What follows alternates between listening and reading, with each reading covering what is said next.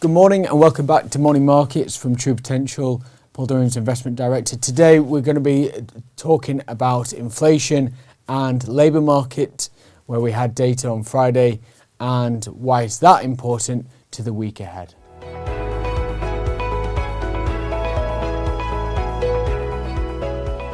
On Friday we had the Federal Reserve, the US central bank's preferred measure of inflation out, known as personal consumption expenditure.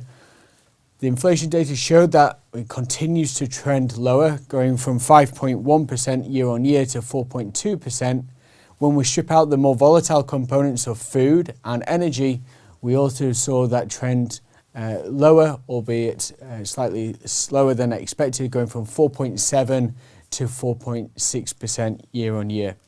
The good news is that inflation is trending lower, but the challenge is that it's somewhat slower than what the market is expecting.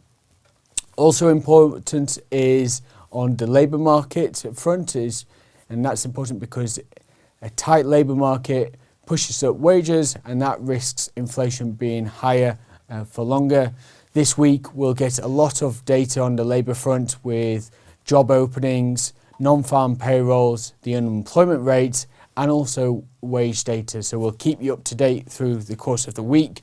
On Friday, we had the US Employment Cost Index, which really measures the change in costs for keeping workers employed. And it's really a good measure for understanding how tight the labour market and what's that impact having on prices.